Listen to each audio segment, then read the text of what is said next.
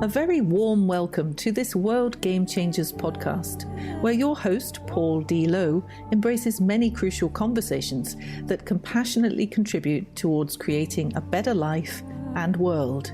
Paul's intention's very simple: to help get people's inspirational insights and motivational messages out into the world, so others may benefit. Hello, listeners, and welcome to this World Game Changers podcast episode, where today I am joined by, does it really matter? A lady from Derbyshire, which is kind of the next county down from where I was born and raised in Nottinghamshire, a lady by the name of Sam Hales. Sam, a very warm welcome to you. Thank you very much. Pleasure to be here.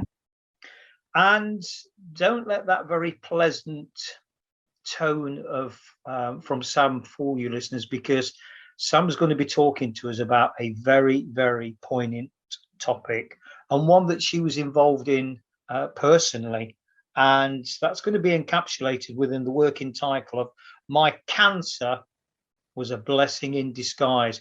Very powerful title, Sam. Where do we start with this? Well, it starts about 4 years ago, I think, when I was living in Spain and had a business over there with my ex-partner, and we were building a business basically, and we'd got a couple of years into having a school for teaching English to Spanish students from the ages of 3 up to about 63, and then I started becoming quite ill and tired, just so tired for unknown reasons, and I was in and out of the doctors trying to find, nobody could find what was wrong with me. They were giving me pills and telling me to rest and saying I was working too hard and this, that and the other, and then I passed out one day, which is very unlike me. And then I felt like I couldn't breathe. I had really shortness of breath, like literally somebody had taken my lungs and was squeezing them, you know. And then went to the hospital and they gave me an X-ray, and it turns out that I had a 10 centimeter tumor on my lungs, not like it was sitting on top of my lungs, or the bottom of my lungs. I don't remember. I think it was in the bottom of my lungs, but anyway, the lungs were restricted because of this tumor. And that's when they told me I had a B-cell, primary mediastinal B-cell non-Hodgkin's lymphoma. So that's when it all began. So 10 centimeters, that's about 4 inches. That's a big size, isn't it, for a tumor?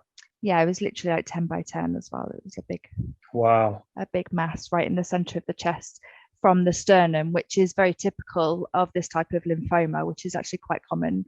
And the surgeons did tell me as well that I met the demographic for this type of cancer, which I thought was a bit of a strange thing to say. So it was obviously a lady between the ages of 29 and 35. I was 32 at the time. 35. No, I wasn't. I was 34, 35 at the time. And they said within this bracket there seems to be quite a common thing, quite a common cancer. So it's quite strange. One of the things, Sam, for the benefit of our listeners, I mean, you know, words have energy, words have power. And, you know, we say certain words and automatically they conjure up something within us as humans, a reaction. And I know from a personal experience, because my late mother died of cancer, lung cancer, at the age of 64. And I know that word cancer, generally, when we hear it, it strikes fear into us. It's got a certain energy. What was your reaction as a young, vibrant woman?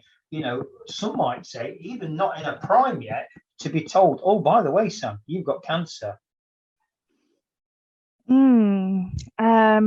Complete mixture of emotions, if I'm honest. I think there was certainly an element of disbelief,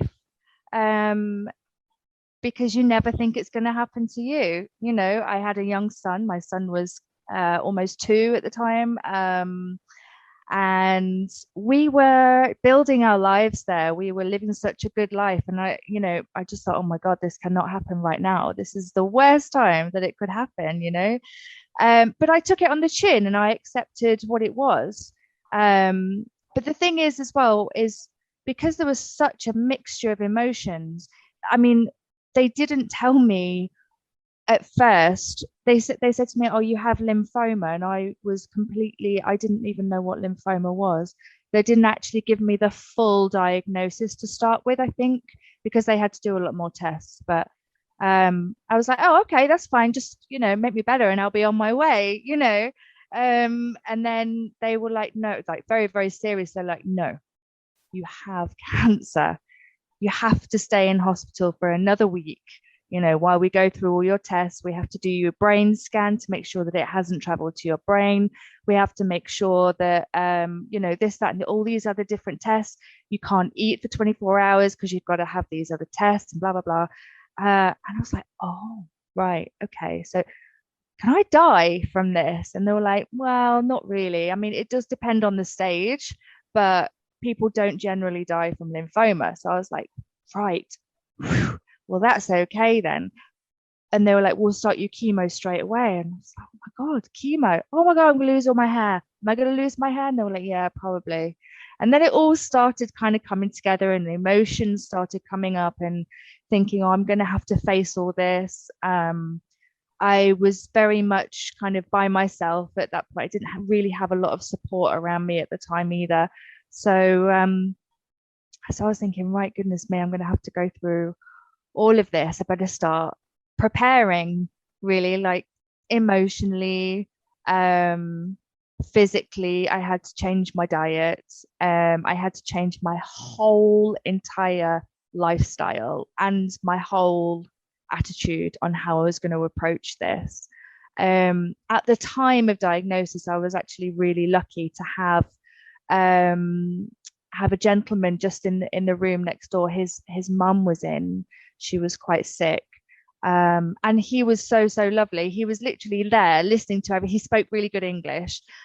He was there listening to everything. He was like, "Are you okay?"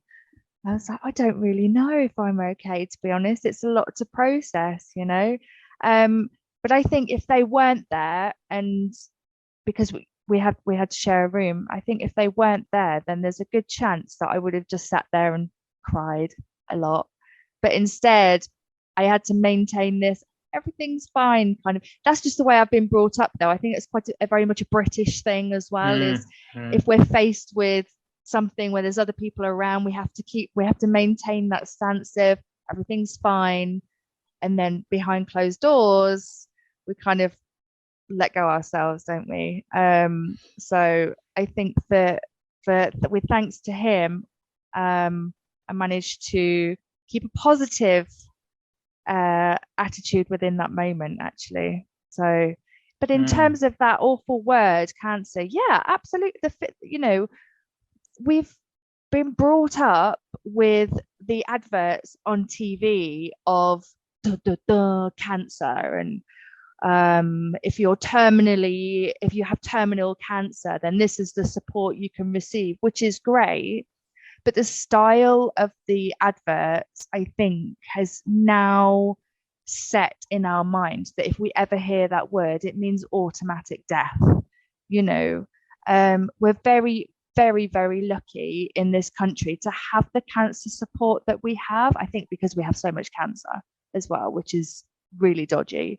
But there are charities that will help anybody out financially. There's so much support here in this country, and a lot less people are dying from cancer nowadays. So even if we hear the word cancer or the big C or whatever, yes, it is very fearful, but I don't think there's as much need to be as fearful of cancer as there once was now, because there are many ways to kill it.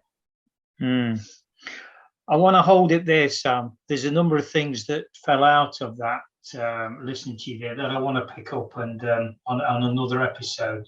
So hold those thoughts. I'll hold those thoughts as the host. I just want to invite you in at this stage for me to share your contact details, how people, because you've got a private business outside, don't you? Health and safety. Even at health and fitness. Where did health and safety? Well, I suppose it is actually health and safety in a different kind of way, personal safety. What's your contact details, Sam? You can access my website, which is samhalesfitness.co.uk. You can grab me on Instagram and Facebook also, which is Sam Hales Fitness. Superb. So, listeners, I'm going to pause it there because there's a lot more to unpack from this, as I know from the conversations I've had with Sam off air. So, but I'm going to finish this one off, sign this one off, as I always do, by saying, remember, the world's changing. How will you respond? Thanks very much for listening to this World Game Changers podcast episode. Hopefully you found it interesting and helpful. Drop a line to paul@worldgamechangers.org with any thoughts or questions you may have, and he'll be more than happy to respond. Remember, the world is changing. How will you respond?